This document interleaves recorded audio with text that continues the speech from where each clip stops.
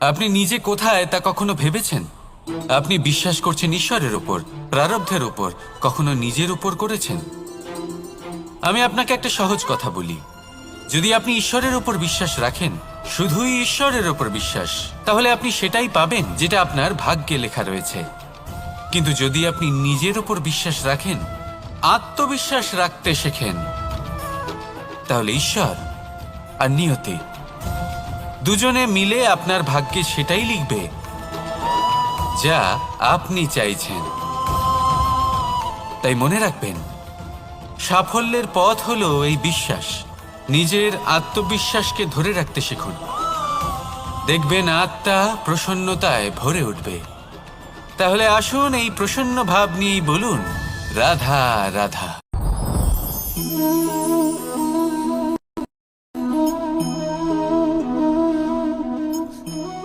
মুক্ত, এই মুক্তই সবাইকে মোহিত করে দেয়, নিজের দিকে আকর্ষিত করে।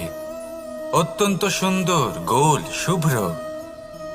মুক্ত দ্বারা নির্মিত আভূষণ, তা হয়তো সে মুকুটই হোক বা কোনো স্ত্রীর অলংকার, তাকে আরো সুন্দর করে তোলে, তাকে আরো সুন্দর দেখতে লাগে।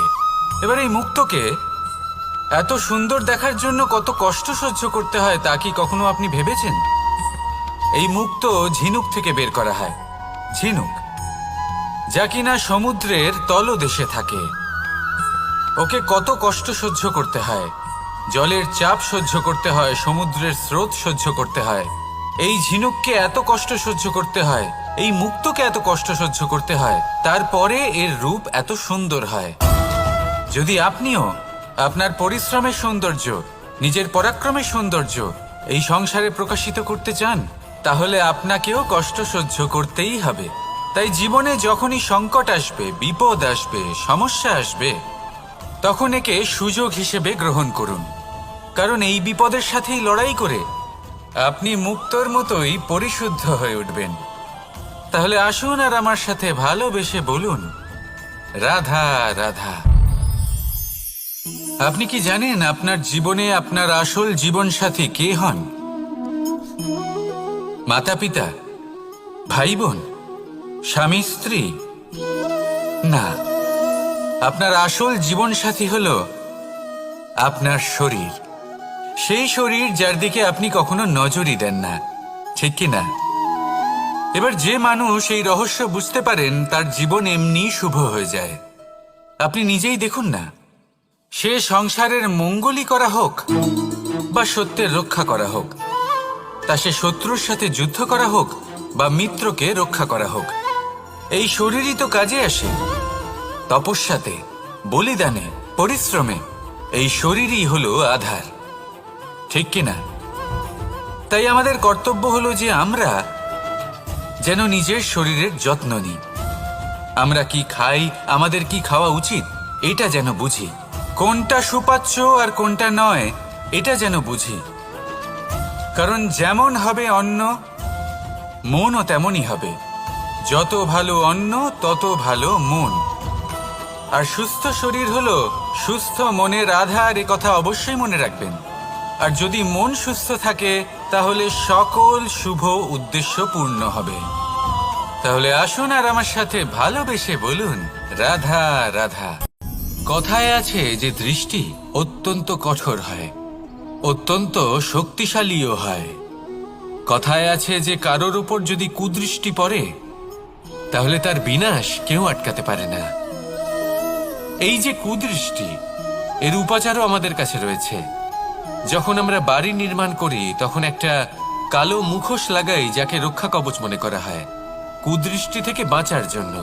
যখনই কোনো বাচ্চা বাইরে যায়, তখন তার মাথায় আমরা একটা কাজলের টিপ পরিয়ে দিই, কুদৃষ্টি থেকে বাঁচার জন্য। অর্থাৎ এই সংসারে কুদৃষ্টি থেকে বাঁচার উপাচার রয়েছে। উপাচার যদি কিছু না থেকে থাকে, তাহলে তা হলো দৃষ্টিভঙ্গির।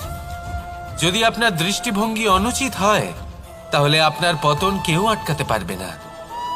না পারবে কালো মুখোশ, না কালো টিপ, না স্বয়ং ঈশ্বর। সেই জন্য নিজের দৃষ্টিভঙ্গি শুভ করে তুলুন, সব কিছু শুভই হবে। আসুন আমার সাথে ভালোবেসে বলুন, রাধা রাধা। কথায় আছে যে জীবনের আধার হলো সম্পর্ক, প্রসন্নতারও এবং ঈশ্বরের সাথে দেখা পাওয়ারও। এবার এই সম্পর্কের আধার আসলে কি? সেবা? না। বোঝাপড়া? না। অপেক্ষা? না। এই সম্পর্কের আধার হলো বিশ্বাস। যদি বিশ্বাস ভেঙে যায় তাহলে জেনে রাখবেন যে সম্পর্করূপী এই ভবন এর ভিতই ভেঙে গেল। আর যদি ভিত ভেঙে যায় তাহলে সেখানে অন্য কোনো ভবন নির্মাণ সম্ভব নয়, সম্ভবই নয়। এই সমস্ত সম্পর্কের বিশ্ব বিশ্বাসে বসবাস করে। এই বিশ্বাস হলো অত্যন্ত গুরুত্বপূর্ণ। এই বিশ্বাসের জোরেই আমি আর রাধা কোনো সাংসারিক বন্ধনে আবদ্ধ না হয়েও এক অত্যন্ত দৈব অলৌকিক বন্ধনে আবদ্ধ। এই হলো বিশ্বাস যার দ্বারা 11 অক্ষৌহিনী সেনার সামনে অর্জুন দাঁড়িয়েছিল এবং জয়ী হয়েছিল। এই বিশ্বাস হলো অত্যন্ত গুরুত্বপূর্ণ, তাই বিশ্বাস করতে শিখুন, বিশ্বাস দিতে শিখুন, বিশ্বাস পালন করতে শিখুন, আর আমার সাথে ভালোবেসে বলুন, রাধা রাধা। এই সংসার অত্যন্ত বিচিত্র এক স্থান। এ সত্য খুঁজতে থাকে, আর সত্য খুঁজে পেলেই তা প্রমাণ করতে চায়। সে চায় তার প্রমাণ পেতে, সাক্ষী পেতে চায়। সেক্ষেত্রে আমাকে বলুন যে সত্য কি করতে পারে? সেই ব্যক্তি যে সত্যকে ধরে আছে সে কি করবে? কিছুই নয়। কিছু করার প্রয়োজনই নেই, শুধু তাতে টিকে থাকতে হবে, সেই হিমালয়ের মতো যা আজ পর্যন্ত টিকে রয়েছে। যদি আপনি সত্যবাদী হন তাহলে আপনার কিচ্ছু প্রমাণ করার কোনো প্রয়োজন নেই। যদি প্রয়োজন থাকে তাহলে সত্যের সাথে টিকে থাকার।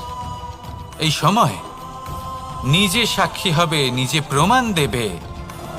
এই নিয়তি স্বয়ং প্রমাণিত করবে যে আপনি সত্যবাদী ছিলেন, আপনি সত্যের পথে ছিলেন। তাহলে আসুন আর আমার সাথে ভালোবেসে বলুন, রাধা রাধা। ঈশ্বর আমাদের হাত প্রদান করেছেন। হাত যা জড়ো করা হয় প্রণাম করার জন্য, ঊর্ধ্বগামী হয় প্রার্থনার জন্য।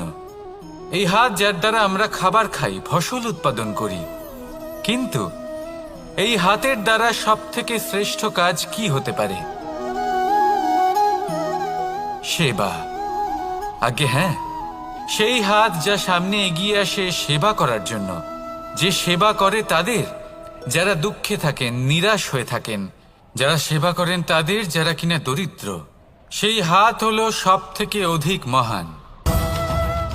ঈশ্বরকে দীনবন্ধু বলা হয়ে থাকে, কারণ যারা দুঃখী হন, নিরাশ হন, দরিদ্র হন, ঈশ্বর তাদের সাহায্য করেন, তাদের সহায়ক হন, তাদের মধ্যে ঈশ্বর বাস করেন। তাই আপনারা যদি এটাই করেন, যারা দুঃখে আছেন, নিরাশ হয়ে আছেন, যাদের সাহায্যের প্রয়োজন রয়েছে, যদি আপনি তাদের সাহায্য করেন, তাহলে আপনি এমন এক চৈতন্য লাভ করবেন যে আপনি তৃপ্ত হয়ে উঠবেন। তাহলে সবার সেবা করুন আর আমার সাথে ভালোবেসে বলুন, রাধা রাধা। ভয়। জীবনে আমরা কোন কোন বিষয়ে ভয় পাই? কোনো মানুষকে হারানোর ভয়, কোনো মানুষ, কোনো সম্পর্ককে হারানোর ভয়, অর্থহানির ভয়, সময়হানির ভয়। এবার বিষয়টা হলো, এই ভয় কখনো আমাদের কোনো লাভ করে না। এটা সবসময় আমাদের পিছনে ঠেলে আর নিচু স্তরে নামিয়ে দেয়, কখনোই আমাদের উত্থানের কারণ হয় না।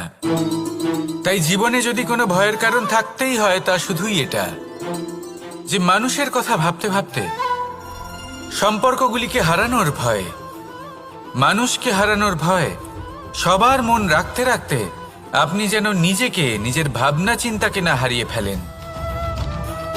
যদি এরকম হয়, যদি সকলের মন রাখতে রাখতে আপনি নিজেই নিজেকে হারিয়ে ফেলেন, নিজের ভাবনা, নিজের লক্ষ্য, নিজের মন্তব্যকে হারিয়ে ফেলেন, তাহলে সংসারে যতই যাই হয়ে যাক না কেন প্রসন্নতা লাভ করবেন না।